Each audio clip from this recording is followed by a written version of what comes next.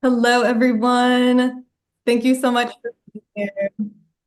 I'm Liz Bridgewater, the Director of Outreach at Climate Action Now, and one of many people who work to bring this action party to you today. It will be just a few moments while people continue to gather. While we're waiting for more folks to join, I invite you to answer the icebreaker trivia quiz that you'll see pop up in just a moment. All right, we've got 3 trivia questions for you this evening. The first question, using completely standard units, is how much chocolate do Americans consume by weight every year, expressed in number of adult elephants? Secondly, given that Valentine's Day is right around the corner, question number 2 asks you, which chocolate producer sparked the Valentine's Day chocolate tradition in 1861 by decorating heart-shaped chocolate boxes with cupids and rosebuds? And finally, getting us to the topic of tonight's conversation, chocolate is responsible for what approximate percentage of global deforestation? While you're trying your hand at this trivia quiz, if you're feeling up for it, please also share your video so we can all see each other. We will be recording this action party and it will be available publicly online. If you do not wish to appear in any shared content, please keep your camera off. We'll send out the recording tomorrow. Before we jump into talking about cocoa, I want to take a moment and acknowledge that we are in a uniquely challenging and uncertain time in America right now. More than ever, it's critical for people to learn together and to take action together. This type of community building will be our path forward to a more sustainable and just world. So I want to sincerely say thank you for taking time not only out of your evening, but also among all of the important news happening in the world to attend this climate action party tonight. If this is your first ever action party, let me give you a brief overview. An action party like this is an opportunity to learn about important environmental issues from people who are experts in their fields. In the course of the same hour, we will also use the Climate Action Now app to take action together. The Climate Action Now app makes it easy to send well-researched, personalized messages to political decision makers and to business leaders. To show you why it's so easy to take action with the Climate Action Now app, I will share my screen for just a moment.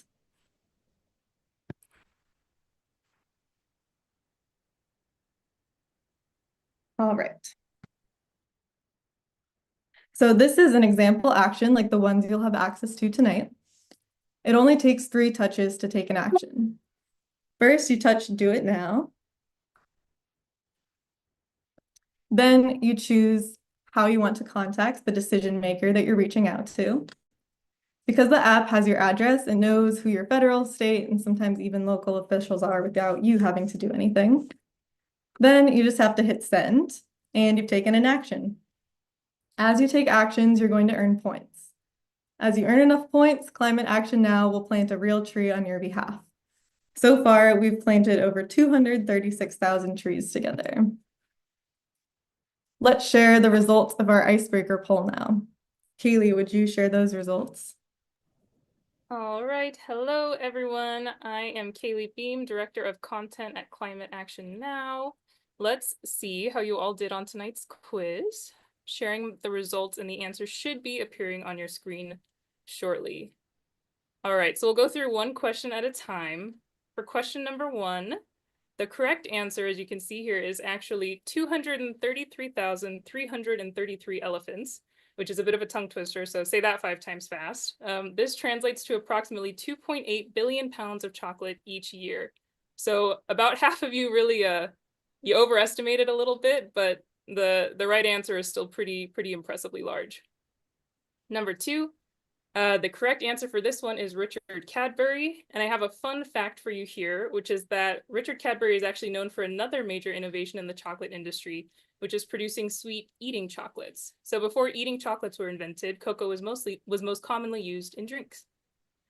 And the last question, the answer for this one is 8%, which makes chocolate the 3rd largest source of deforestation for a food product.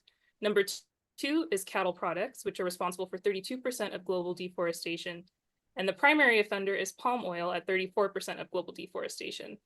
So thanks everyone for participating in our little trivia game to kick off tonight's event. If you got them all right, let's see if I can do this. Here's a virtual round of applause for you.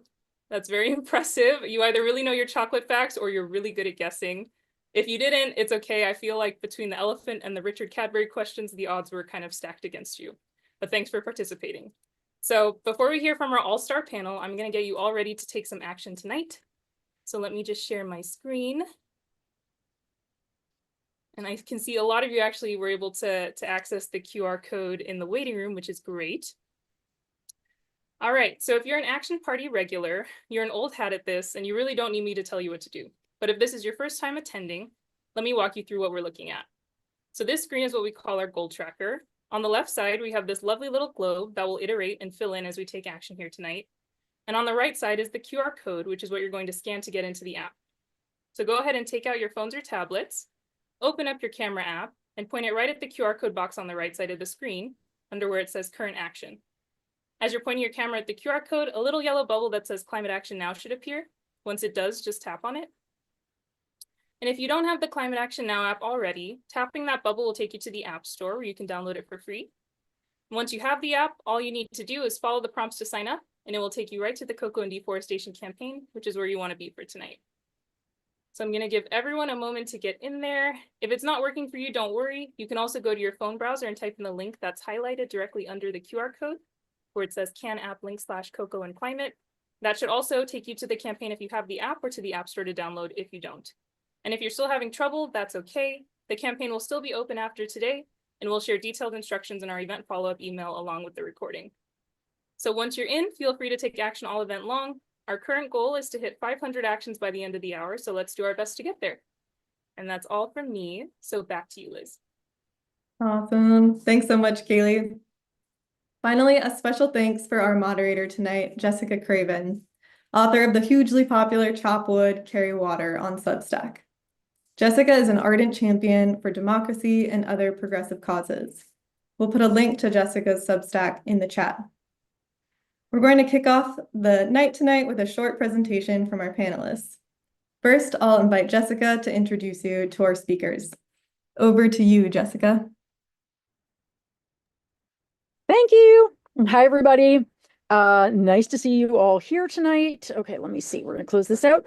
So I'm going to give you a quick introduction to our amazing panelists, and then with no further ado, you're going to get to hear from them. But I always like to say at the beginning of every Climate Action Now event that if you don't, I mean, you probably do have the app now because you're here and you've downloaded it for this event, but I love this app. It is genius. It is brilliant. And as someone who does a newsletter where I curate actions, I know, like, I can't even imagine the work that goes into it. It is so carefully and beautifully done. Every action makes sense. It is something that is actually effective and meaningful. I really can't recommend it highly enough. I love Climate Action Now, and that's why I always say yes, that I will be here to moderate their events, because I just love them. And I'm really looking forward to this one. So tonight we're going to be hearing from three terrific speakers. They are Abby Massey, who is the Senior Business Development Manager at Fairtrade America, where she leads Fairtrade cocoa strategy, manages partnerships with major brands, and develops relationships with prospective Fairtrade brand partners. With over a decade of experience building sustainable agriculture and food systems, she's worked to strengthen farmer communities and ethical sourcing practices. We're also going to hear from Sam Mauto. He is an activist scholar and PhD candidate at Oregon State University. He specializes in cocoa sustainability, forest governance, and community rights, bridging academic research with grassroots advocacy. Sam works with the Forest Commodities team at Mighty Earth, tackling cocoa-driven deforestation and promoting ethical supply chains. He also supports the Chocolate Scorecard, the largest annual ranking of chocolate companies' social and environmental performance. I love that scorecard. Okay, and then finally, we've got Noelle Davison. Noelle is the digital communication manager for North America at Tony's Chocolonely. She shares B Corp Tony's Chocolonely's mission to end exploitation in cocoa, and their delicious chocolate with fans in digital spaces. In her role, she tells the brand's story across social media, the web, and earned media.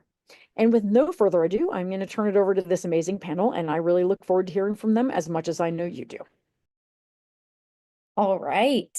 As we get into it, we wanted to start with a little overview of the cocoa industry today and the role that each of our organizations play within it. So without further ado, I always like to start off with a little bit of context. So on average, if you've got a chocolate bar, usually natural or premium, looking about this big, it's going to sell for roughly $5.99. And on average, a cocoa farmer will only ever see 30 cents of that.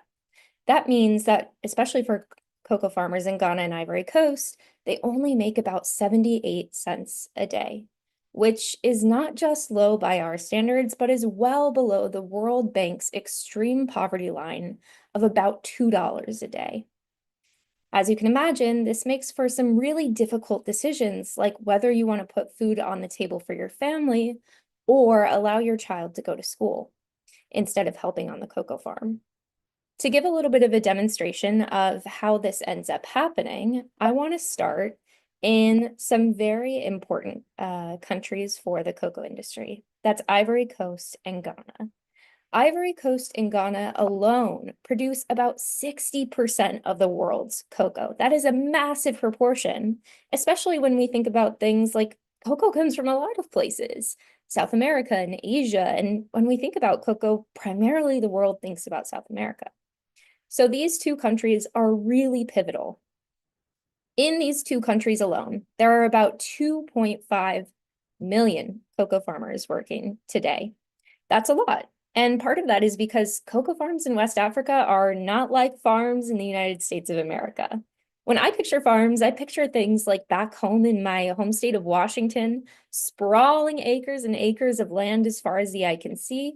But in Ghana and Ivory Coast, they're just small family-owned and operated plots of land. So you can imagine a small-time cocoa farmer trying to sell to one of the few chocolate companies in the world doesn't have a whole lot of bargaining power. That means that often we end up with far too low a price for cocoa, especially given that it is chocolate's key ingredient. And this, in part, the situation of poverty for cocoa farmers is the root cause of all the exploitation we see in cocoa, including the approximated 1.56 million cases of child labor in the cocoa industry in West Africa today. Now, of those cases, about 90% are what we call the worst forms of child labor. So there's a difference between child work, child labor, and the worst forms of child labor. Child work is like the kind of things that you and I maybe did around our parents' homes when we were growing up.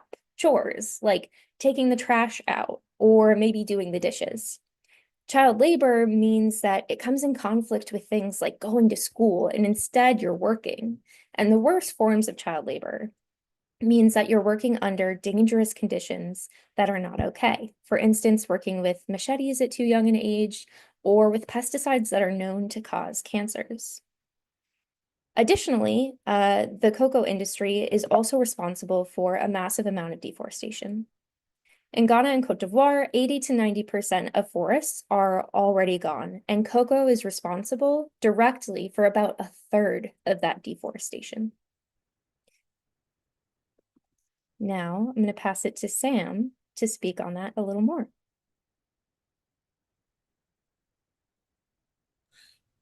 Thank you, Noel. Then again, continuing from the effects of deforestation and what we've seen. In my tier, we've been tracking deforestation since 2019. And just even at the lowest estimate, we're looking at about 120,000 hectares of forest that has been cleared just in these last 5.5 years to produce cocoa. So the challenge still persists. Last year alone, we're looking at almost 16,000 hectares in Ghana and something a little less in Cote d'Ivoire. So deforestation remains a problem. It has been a historical problem and continues to persist. But maybe by extending it a little bit more, the long-term implication, if nothing is really done, is the area for producing cocoa is gradually going to shrink. Now, this is a study from 2013, which is a little bit dated, which is just looking at the climate impacts of cocoa production, or the climate impact on cocoa production, sorry. And just looking at the question of rainfall alone, not looking at soil suitability and other factors, it's the area for producing cocoa is gradually going to shrink, so that by 2025 it will be less than 30% of the current productive area, which is going to be able to produce cocoa. Now, the implications of that for producers who produce the cocoa is going to be massive. My mother comes from the middle part of Ghana, and when she was young, she used to go to the cocoa farm. Now in those areas, it's just wilderness. There is nothing there, no trees. The ecology there cannot support cocoa. And it's going to get more and more of that. So we're already seeing the negative impacts of cocoa already. I remember in 2016, I did a field trip looking at a number of cocoa growing regions in Ghana, and the effect of climate change, so much sunshine on their cocoa was just telling. The cocoa trees were standing, and yet they were all dying. And that is a lot of loss for farmers. But also looking at climate change, we're going to see increasing cases of pests, diseases, and then the loss or decline in soil fertility.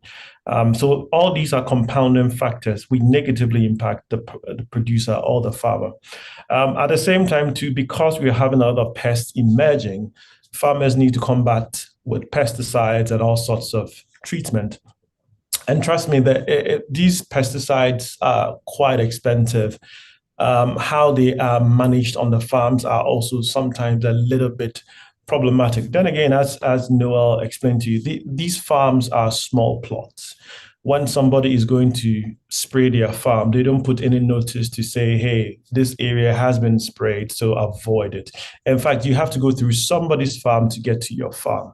And I can tell the many times that I have walked through a farm which has been sprayed in less than 2 hours and inhaling fumes, God knows how bad it is. So this is a constant situation that farmers have to put themselves through, because pest management or pest management is not always going as well as it's supposed to be.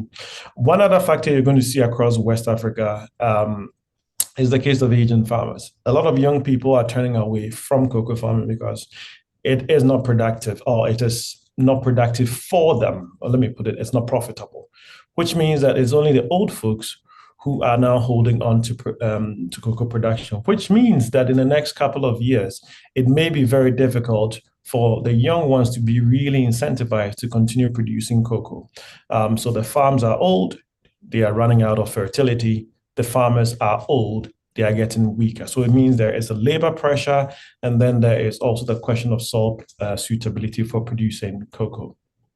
I'll hand it back to Noel to speak about some of the solutions which have been tried. The first is the Harkin Angle Protocol. So some of you might not know, but there was actually an attempt at legislation in the US in the early 2000s. Senator Harkin and Senator Angle came together and said, listen, these problems are pretty serious and we need to put a stop to them. So they tried to pass it through Congress, and ultimately the legislation wasn't that popular. So instead they pivoted and they made the Harkin Angle Protocol, which was a voluntary piece of legislation that brought together all the world's largest chocolate producers and had them say, hey, we can come together and end the worst forms of child labor by the year X. But unfortunately, that deadline came and went and came and went and came and went again up until 2020, when the Harkin Angle Protocol officially lapsed. Unfortunately, the problem with this piece of voluntary legislation was that it was voluntary. There were no consequences for not meeting the deadlines associated with it, and therefore, no one was actually held to their goals. Now, luckily, the story doesn't end there. There's also lots of great organizations who are working to provide solutions for the cocoa industry, including our own. So with that, I'll pass it back to Sam. One of the things that at Mighty Ed we believe in is our Module 4 campaigns, which we call the perfect storm approach. It's good to negotiate with companies, to sit with companies and speak to them about their commitments. But at the same time, we need to back that with on-ground investigations, remote sensing, good ground data to show what the problems is to be able to produce the evidence and the kind of change that we need. So we've had a lot of direct engagements with company direct actions, showing up on their front doors to protest, even in conferences, and doing all sorts of media campaigns. But the point is that we need to be able to use multiple opportunities and multiple tactics to be able to bring the change that we want to see within the cocoa sector. And I think when we get into the Q&A session, I'll be able to share some successes that we've been able to achieve with this. But change is still possible. That is the whole point. We cannot say the problem is too huge. We are unable to impact. And I think Mighty Earth and a whole range of organizations are also doing their part. I'll pass it back to Noel, and then I'll come back and still speak about some of the actions that need to happen. Something that we believe in, just like Sam said for Mighty, is that change is possible. And the story I'm about to tell is summarized by this quote by Anita Roddick. If you think you're too small to have an impact, try going to bed with a mosquito in the room. I'll let you sit with that image as I tell you a little bit about how Tony's got started. We actually were started by a journalist who saw the issues in the early 2000s with the cocoa industry and said, whoa, why is this not front page news? This journalist, Tone, happened to live in the Netherlands and took it upon himself to make it a huge story. He started by trying to talk to the world's largest cocoa companies, and unfortunately, child labor, forced labor, deforestation, they weren't issues they really wanted to talk about very much. And that's a terrible place for a story to end. So Tone had to think creatively about it and decided, hey, I think I have a creative solution. So he sat down, ate every chocolate bar he could possibly think of while he was filming his journalistic TV show, and called up the police and said, I want you to arrest me because I am a chocolate criminal. And of course, they laughed him off the line, thinking, what is this guy talking about? But he was talking about a law in the Netherlands where he was from called fencing that says if you purchase something illegally, that means you too are culpable for that crime. So if the cocoa that went into the chocolate bar was made under illegal conditions like child labor, then Tone should be able to be sued as a cocoa criminal. Unfortunately, that didn't pan out because even though he prosecuted himself and literally took himself to court, the judge said, listen, there's no transparency in the chocolate industry. I can't trace the bars you ate back to the farms that they came from. So we're at another dead end. And Tone said, I can't believe it's impossible to live in a world in which I can't sit down and eat a chocolate bar in good conscience. So he did a win. So he made direct relationships with farmers in West Africa who were Fairtrade certified, and they decided to bring beans directly back to Belgium, make them into a limited edition run of 5,000 bars that were wrapped in bright red, alarming red wrappers to call attention to the issue and called Tony's Chocolonely. Tony, because of Tone, Tony's a lot easier for us English speakers out here, especially in places like the States, to say, and Chocolonely for his lonely efforts to try and change the chocolate industry. Now, Tone is no longer with the company. He prefers his career in journalism and believes that you can't stay impartial if you've got one foot in the world of business and one foot in the world of journalism. But we've kept that same ethos and mission to this day. So we're kind of unique. We started with a mission. We didn't start with a product. And our mission is to end all exploitation in the cocoa industry, not just for ourselves, but for everyone in the cocoa industry, which I think is pretty special. And we do this with our 5 sourcing principles, which include things like 100% traceable cocoa beans, creating long-term relationships with farmers, including 5-year agreements so that they have the ability to invest in their farms, knowing that they will sell cocoa at a higher price to Tony's Chocolonely. We work with cooperatives because when farmers come together, they have a stronger voice, and we focus on quality and productivity. On average, cocoa farms in West Africa today only produce about 30% of what is possible. Some of that is due to climate change, but there are things we can do to mitigate that. And we're not on this mission alone, right? We don't just want to do it for ourselves, but we want to do it for everyone. So we lead by example, we prove that it can be done, we raise awareness by telling our story, and we inspire others to act with something we call Tony's Open Chain, which is a program some call us crazy for, Because most businesses, when they have something special, like us with our mission and our way of making impact, they want to keep it to themselves. It's their unique selling proposition. Instead, we give it away because our mission is not just to do things right on our own, but to change an entire industry.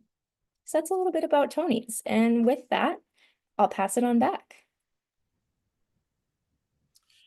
Then again, so what are the things that need to happen for us to get to that state of cocoa production where we think it's fair, where we can expand the kind of module that Noel has spoken about? There are several ways to go. One of the recommendations which have come up very strongly is farmer-led cocoa agroforestry.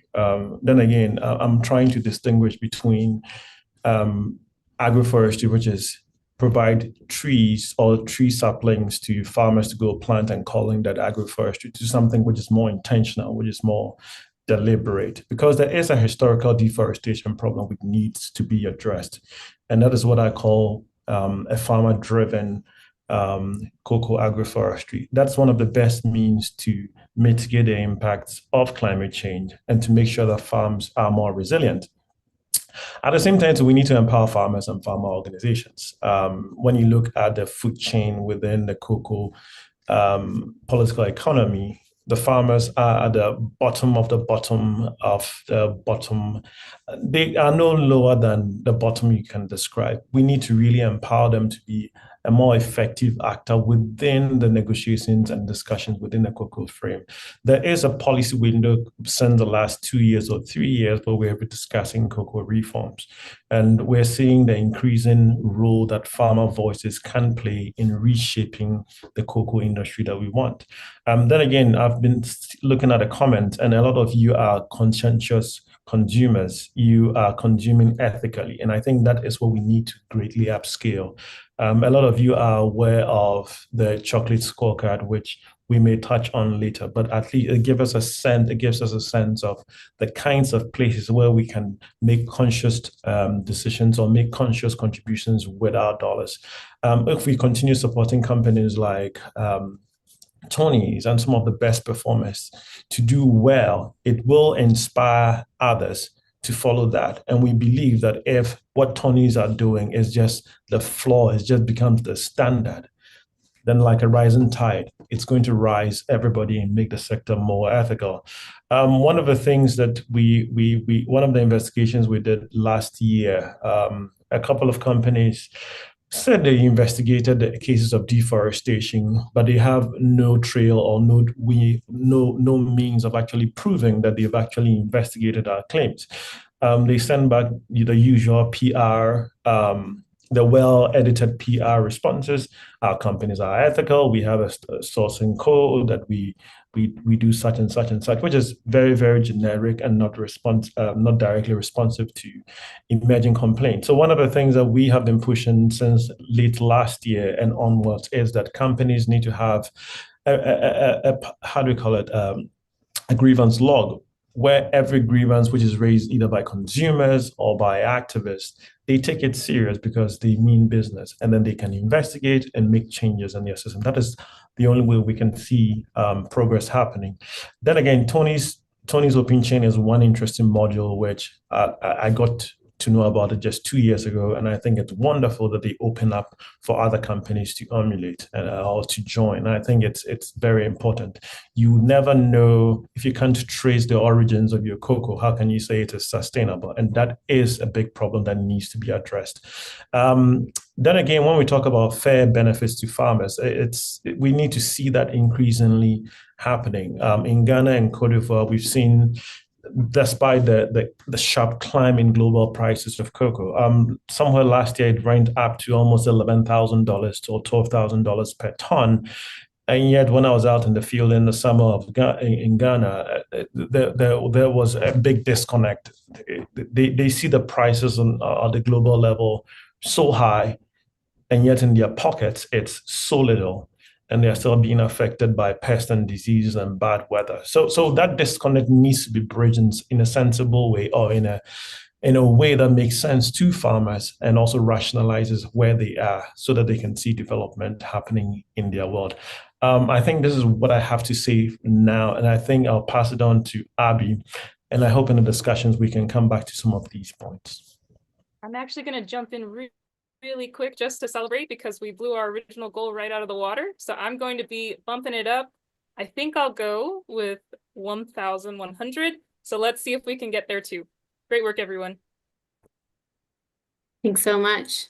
It's really great to be here, and I'm so glad to be joined by all of you here interested in this really important topic around Valentine's Day, one of the big chocolate holidays. So it's a really important time to be talking about sustainable chocolate and impacts. So I'm with Fairtrade, and I'm going to do a little bit of an overview about Fairtrade and what we're doing with forest production and deforestation. So Fairtrade America, the organization that I work for, is the U.S. representative for Fairtrade International. And you might recognize us by this blue and green mark. It's on products like Ben & Jerry's, Tony's, Hugh Kitchen. So we have a lot of different products that you can find the Fairtrade mark on. And I work in the United States to expand the market for fair trade farmers and to increase consumer awareness about fair trade. Next slide, thank you. So Noelle and Sam really outlined a lot of kind of the background of why deforestation is an issue, but Fairtrade International sees poverty as the root cause of sustainability issues like deforestation, which I know we're going to talk more about today, but also the inability to be resilient to climate change, slavery, child labor, a whole host of issues that would be more addressable if producers were making more than they are. And Noelle, you mentioned that farmers in West Africa make that less than $1 a day, which is lower than really kind of the average number I have on the screen. So this is a really important issue that needs to be addressed. So to address poverty among producers, fair trade works in 3 different pillars. We have a fair trade minimum price and premium. So no matter how low the commodity price of cocoa goes, there's always a minimum price, which is a buffer in these volatile times. Fair trade producers also receive a premium for the cocoa that they sell, and that's additional funding on top of what they're getting for that cocoa that they democratically decide as cooperatives how they're going to use it. What do they need most? Whether it's on their businesses, the local community, or the cooperative itself. There's also fair trade standards that every step of the supply chain must meet. These standards are developed in partnership with producers, as well as industry leaders. And they cover sustainability, whether it's environmental, social, or economic. And then fair trade producers receive in-person support from our fair trade producer network. So we have over 300 people who work directly with producers to support them, whether that's in meeting the fair trade standards, training on and they are part of almost 2,000 fair trade certified producer organizations. And around the globe, there's actually 37,000 products sold with the fair trade mark. So we're quite large around the world. And then in the United States, just wanted to, I know that in the chat, I think I saw some comments around what products are sustainable, what are ethical. Well, the products that carry the fair trade mark, like Tony's and some of the others on the screen, are those that you can really depend on because their supply chain has been audited against those standards and producers are receiving that minimum price and premium that I mentioned. So just a little bit about how fair trade addresses deforestation. So in those standards, deforestation is not allowed after 2018, and satellite mapping is used to confirm that. And cooperatives also must have deforestation risk assessments and as well as mitigation plans. So there's a lot of work proactively that the standards are requiring producers to do to reduce and mitigate deforestation. But we know that this work is really difficult and it's a lot to put on producers. So we have industry partnerships. So we actually have a partnership with Satelligence, who is a satellite mapping company. And so now fair trade farmers, both coffee and cocoa, receive free mapping from them, which shows if there is deforestation or risks of deforestation. And then Fairtrade is also providing programming and training to support cooperatives in meeting those standards, in mapping their farms. There's some new legislation coming out of the European Union that is requiring that producers submit this data. And so Fairtrade has made a huge effort to support producers because, again, it's a lot to ask. It's important work, but it's a lot to ask. So we're supporting them. And then also, of course, we have programs in agroforestry. Sorry, the chat keeps popping up and I'm easy to distract. And then training on economic diversification is also a really important strategy for fair trade, and I know for cocoa farmers, so that when volumes are low or when they're not harvesting cocoa, there's other income coming in. And just to sum it up, Sam, I think, explained this really actually better than I'm going to, but I think the history of underinvestment in cocoa farmers translates to an underinvestment on the farms. And that makes producers less resilient in these times of climate change. We're all seeing it, and producers around the world are on the front lines. So producers who are monocropping to be more efficient, or farming with older trees, or deforesting local forests in order to seek soil that's more nutrient rich. All of that happens with this underinvestment. Sam talked about the unpredictable weather patterns, pests and diseases. These are all coming at producers, and there's really a need to be resilient. We saw the lowest cocoa volumes last year in, I think it was 22 years. There's poor cocoa quality coming out of the cocoa beans. So all of this is impacting farmer incomes. And so I think it's really important. Not only do we want to reduce deforestation because of the greenhouse gas emissions that are associated, but also want to make sure we understand the impacts on producers and that we're supporting producers so that they are resilient as climate change continues to impact them. And I have one last quick slide. So if you want to learn more, go to fairtradeamerica.org and look for the mark on our favorite fair trade products. And I'll stop there so we can get to the Q&A. Awesome. Thank you so much, everyone, for that overview. We'll transition into a bit of time on panel discussion, and then we'll transition into some audience Q&A before we have to wrap up at 8 Eastern. So I will pass it back over to you, Jessica, to launch us off with another panel question.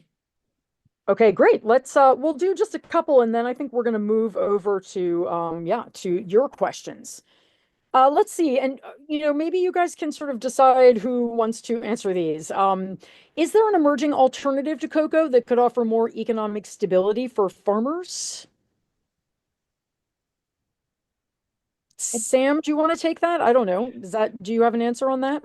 Yeah, I can take that. There is a big conversation which is beginning to emerge. Or let me rephrase. There is a new idea which we're trying to expand and broaden and make a topical conversation. Currently, most of the solutions we've been talking about cocoa is looking within the realm of cocoa. How do we improve cocoa?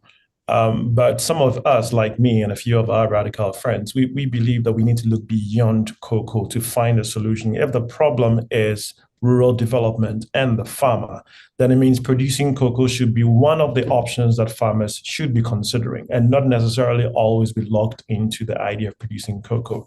Unfortunately, there's a conversation that requires a national level policy change, requires local level policy change, and a lot of commitment from farmers. Then again, once you commit to planting cocoa, it's using your land for at least 25 years and more. A lot of land tenure arrangements in Ghana for cocoa farming, or let me rephrase, land access is tied to growing cocoa. So stopping us to stop producing cocoa could also have certain kinds of implications for the rural farmer. So it's a comprehensive conversation that we need to start having within producer countries and keep ourselves asking. We've been producing cocoa for the last 100 years. What real impact or what real positive impacts can we point to? If we don't have enough positive impacts, then we should be looking at other alternatives. There are some really bad alternatives which farmers have tried in Ghana, which haven't worked, also in Cote d'Ivoire. But I think it's a comprehensive conversation that needs to happen among farmers, around policymakers, for that to happen. So there's no easy answer, maybe. To add to that, I think some of the things that we don't realize that are actual facts of life for some cocoa farmers, in the case of many of them, they're kind of renting the land that they're on. They don't necessarily own it. And in a lot of cases, they are only permitted to grow cocoa on that land. So something would also need to happen on the ground to be valuable enough to be able to pivot those contracts. Otherwise, all of a sudden, a farmer just does not have a source of income. That being said, something that really sparks my interest is the way that cocoa can sit beside other products on a farm. I think one of the big problems we're seeing in terms of the impacts of climate change is spreading disease that is hastened by climate change. And it's early days, but the diseases that are moving through cocoa farms are really deadly to the farms. Within about 3 years, production can completely disappear. Something that, again, early days, I'm not a scientist, but our folks on the ground tell me could potentially be a solution is barrier trees that prevent the disease from moving from one tree to another. And one product that could potentially work as a barrier tree is coffee. Which is a really interesting early day solution. That being said, like Sam said, there's not always regulation on the ground for products like coffee in these countries. I believe only one of the two between Cote d'Ivoire and Ghana actually has regulation against it as a product. So very early on, but it's an interesting question to explore. And the only thing I'll add is I was thinking about this panel is that there are some confectionery companies who are looking to like actual alternatives to cocoa for like cocoa bean. They're called cocoa bean equivalents or cocoa butter equivalents. And I think it's my goal to make sure that we're continually focusing on the existing 6 million cocoa farmers around the world. So I appreciate what Sam and Noel are saying, which is support producers in making the decision of what works for them. What crops do they want to intercrop with cocoa? Do they want to invest in a different crop to work with? But just making sure that they are leading the way and that the industry is not necessarily just choosing a different crop that doesn't improve the livelihoods of cocoa producers in the world. Okay, great. That's very interesting and very helpful. Thank you. Okay, so this is a question from a viewer, I believe. Are you seeing that farmers are responsible for reforesting the hectares that they've ruined with pesticides, etc., as they expand and deforest for more production? Please explain a bit more about how agroforestry actually works on the ground. Does that make sense? Yes, I mean, so the point is, it's the farmer who is expanding the farm to make profit from cocoa. So directly, it is a farmer who's actually producing it, but indirectly, there's an incentive to grow more cocoa at a cheap price. If farmers are getting well paid for what they're growing currently on their current lands, there is no need for expansion. But the existing module for cocoa means that you need more land to produce. Then again, the farmer will need to buy fertilizer, which is expensive in Ghana.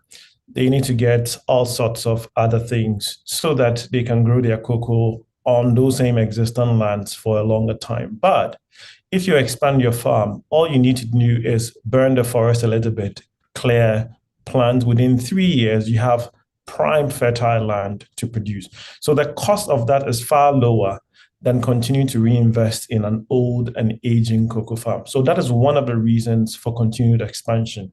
Who is to blame? I mean, it's enough blame to go around. But the fact has always been that the farmers have always gotten the short end or profited the least from deforestation. And who has profited the most?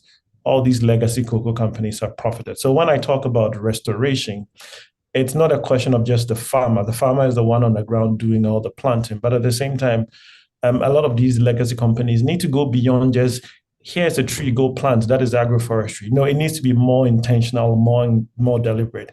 A cocoa farmer is not willing to cut a diseased tree. How much more cut a healthy tree and plant a timber tree in its stead? So there are costs to cocoa agroforestry, and at least in the last research that, or a couple of studies that I have done in the past, that is not a cost which is factored into cocoa agroforestry. So maybe just to clarify, it is a collaborative effort that we need. We need companies. I will think that we need companies to do a lot more rather than to say, here are the trees farmers go plant. That is agroforestry.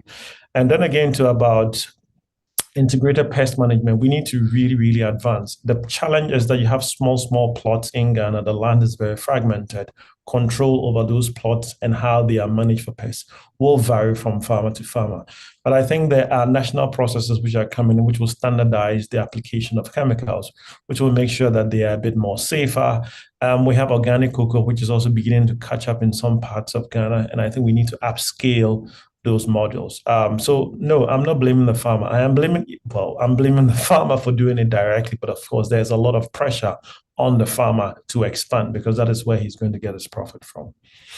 To double down on that and speak kind of from the cocoa company side, our motto is poverty is the root cause of all exploitation of land, exploitation of people, you name it. So ultimately, a lot of these farmers do not have a choice. In order to live, this is something that they see they need to do and take action on. So unfortunately, it really is the industry that has caused these problems that force farmers into desperate situations. So is retribution the right solution there? Well, no. Farmers often do not have the resources and ability to be able to tackle those issues on their own. It's the reason those issues happen in the first place. So at least at Tony's, our focus is on remediation. So let's take care of the root cause of those issues and then address them as they come up. And that is something that we take as our own responsibility. We, for instance, work with Just Dig It to regreen dry and arid lands in West Africa. And additionally, like Sam said, we focus on some agroforestry and things that are intentional, like planting shade trees on farms, which serve a couple of purposes. The primary one being to shade cocoa trees from the sun beating down, which can cause harm to the cocoa pods growing on the trees. Just another lovely side effect of climate change. So it kind of serves multiple purposes there, which is an interesting, I think, approach.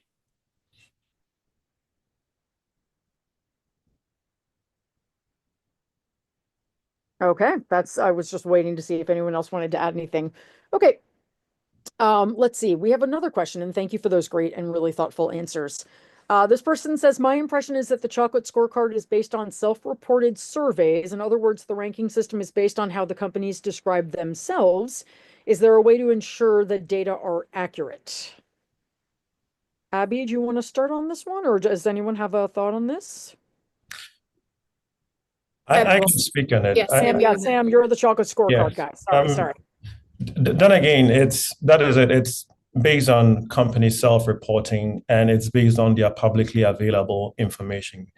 What has happened over the years is that if companies make commitments or have made commitment, over a period, you'll be able to know that this commitment was real or it wasn't real. So currently, it's just purely based on what they have. Sometimes they share detailed information when we ask. As we grade, we say, we can't be sure of this. Can we get the evidence to back this up? In that case, we've signed non-disclosure agreements with the companies. All the scorers have that non-disclosure agreement that we've signed, that a company will share sensitive documents with those callers or with those scorers to be able to satisfy themselves that this answer that has been provided by the company to the specific question there's evidence for it. So that is how far I can go. But at the same time, too, when it comes to deforestation and things like that, MITEA continues to do rapid response reports, or let's say annual reports, to see where deforestation is happening and in whose supply chain these companies are likely, or which companies are likely responsible for that. So we have some bit of independent research which happens on the side, which we can use to validate. But at the same time, too, yes, companies need to self-report what they've been able to achieve or not been able to do over the period. Which I think points to another interesting issue in the cocoa industry is the lack of transparency, right? And so cocoa companies need to do better and report transparently and get third-party verified. That's something we at Tony's do. PWI verifies all of the information we share in terms of the impact that we make. And we would like to see a lot more people voluntarily sharing that information and getting it verified by third-party resources like PWI. And in general, I think the chocolate scorecard is an excellent list and great resource, especially since a lot of the large chocolate companies that we all have known and loved for forever are on there. And I think that's also, there is a benefit to third-party auditing and verification that a certification like Fairtrade does bring. So I think that we all have to be educated consumers in these days, so can use the chocolate scorecard as well as known and trusted certifications that are doing auditing on every step of the supply chain. Maybe one more quick addition. Then again, with a scorecard, you have a bunch of experts, subject matter experts from different parts of the world who are running the scorecard. So I, for instance, I've been working on deforestation for almost 15 to 20 years. And I am one of those scorers for deforestation. So we have subject matter experts who understand the trends in the industry, the practices, and they bring their own research and experiences into grading or into assessing company reports. So great. I found the chocolate scorecard very surprising, actually. I think it's really worth taking a look at. I'm hoping someone will drop a link to it in the chat, because I think, it's not always the companies we expect. It's a really revealing. Let's see. Our next question, is coffee part of fair trade or another rating system? Does coffee have similar problems as cocoa? Yes, and yes. So fair trade covers hundreds of ingredients, including coffee. Coffee is one of the commodities that we work with the greatest volumes that are fair trade. And there are a lot of issues that are coming with climate change, and coffee farmers are not able to grow coffee at the altitudes that they're growing because it's too hot and they're having to move and adjust. And I know that some coffee farmers are actually planting cocoa now. So kind of the reverse of what Noel was saying. But yes, there's tons of information about coffee on our website. I am no expert, but it's definitely a huge part of fair trade. Someone is saying, I don't see HU on the chocolate scorecard, but it is on the fair trade list. Can you explain? Then again, I'm not going to, let me, oh, sorry, go, Abby. No, I was just going to say, I'm since it is the scorecard, you opt into it. Sam, correct me if I'm wrong. I'm assuming they just haven't opted into it, but yeah, way more than I do. No, exactly. So you opt into it. That is one. And two, you may also be invited. Currently, I think the list that we have is the significant actors or the most impactful actors. That is the range of it. In the last 2 years, we've seen a lot of small scale companies joining. The problem is, if you're assessing a small scale company and one of these legacy companies, the scale and volumes and practices are a bit difficult to compare. So currently we have the performance for the small scale, and then we have the large scale. So we've tried to separate those two. And I think increasingly, as we go and get more capacity in the chocolate scorecard, we can be able to assess a lot more companies. Then again, with a chocolate scorecard, it's mostly funded by just one organization. It's a huge enterprise. it's a lot of time and commitment that a lot of experts are giving their free time for. So maybe without making an advert or another advertisement for the chocolate scorecard, a little bit more funding for the project could really expand its reach and scope. I mean, in Japan, for instance, we have maybe that's the 4 or 5 major producers, but there are a lot more chocolate producers in Japan that we need to reach, in China, in South Korea, and all these are frontiers that we need to be able to reach with the assessment. Okay, anyone else on that one? No? Okay, let's see. I'm going to do one more. I have actually going to have to jump in a second, but someone might take over for me. How does the problem of heavy concentrations of heavy metals, lead and cadmium in cocoa fit into this discussion? It's a good question. So lead and cadmium are naturally occurring in soil. So you'll find them in a lot of produce, whether it's carrots or broccoli. And a lot of times it's the same concentration as you would find in cocoa. And then cocoa is also diluted in a lot of the final products that you're eating. For instance, our milk chocolate is only 32% cocoa content. A lot of times, what people are reading online is misconstrued information. There's a lot of reports that float around as clickbait and use standards that are not food safety standards to identify how much lead and cadmium is in different chocolate products. And so if you're reporting on things that are not food safety standards, it doesn't give you a good idea of whether or not that product is safe to eat. For instance, there are reports going around about a lot of very popular chocolate products that say that they are unsafe for consumption. You would need to be consuming about 100 bottles of that chocolate a day for it to be unsafe for your consumption. Some people feel that lead cadmium at any level is unsafe. Fair enough. You probably want to cut carrots and broccoli and any other produce out of your diet at that point then too. Unfortunately, it just ends up in a lot of our food products because it's in the ground.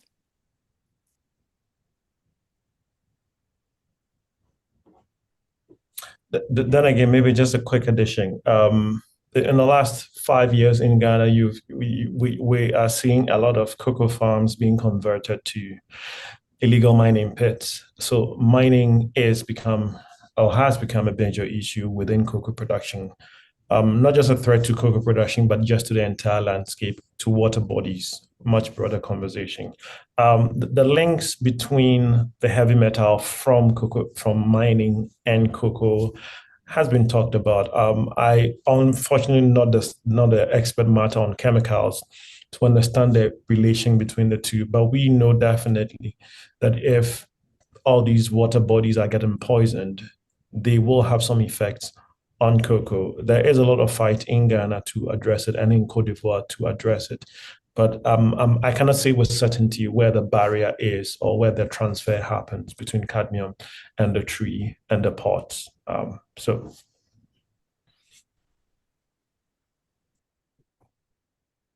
Okay, perfect. Well, I'm going to turn it over to Liz because I have to go at 5 o'clock sharp. So Liz, do you want to take over for me?